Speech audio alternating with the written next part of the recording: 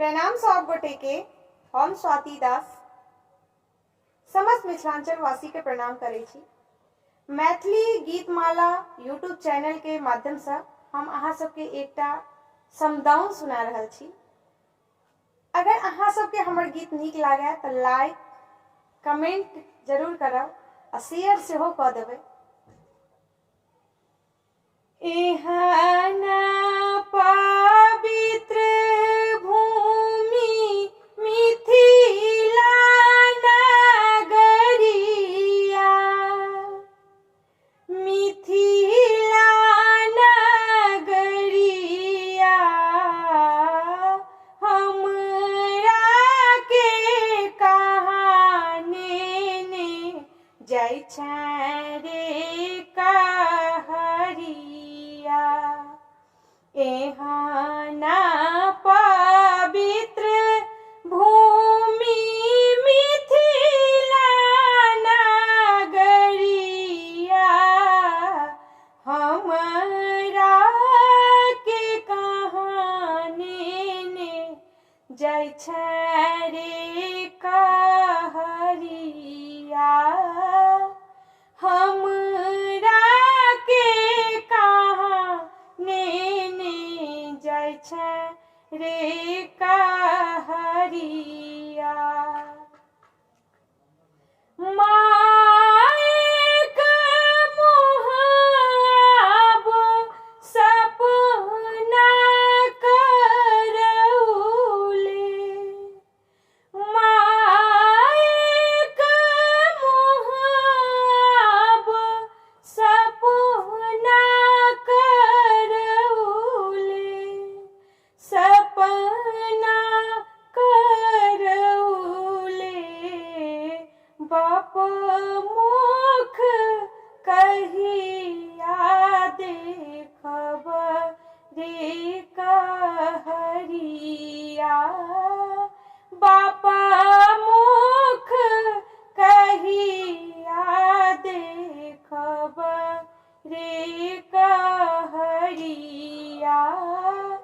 हमरा के कहाँ नेने जाइ छै रे कहरिया।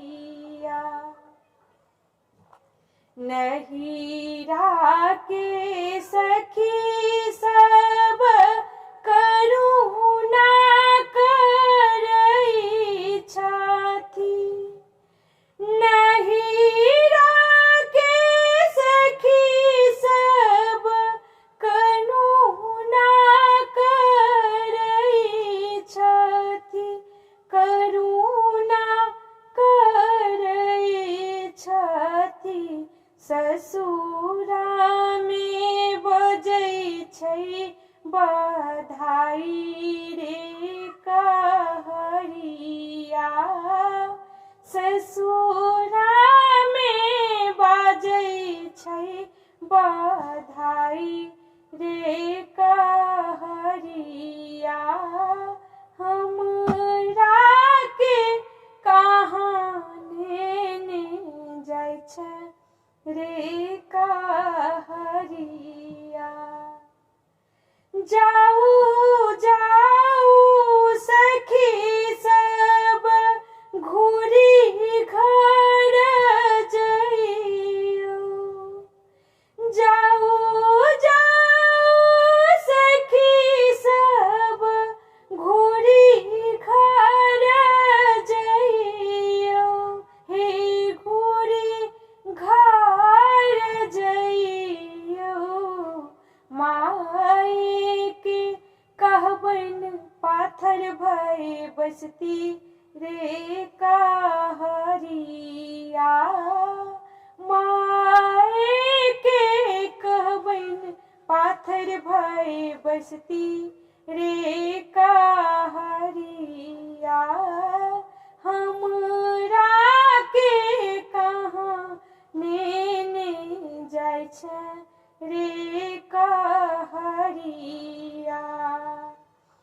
एहना पवित्र भूमि मिथिला नगरिया हम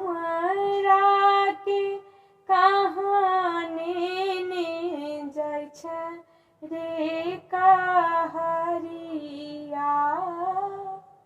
हमरा के कहाँ नेने जाइ छै रे कहरिया। जय मिथिला, जय मैथिली।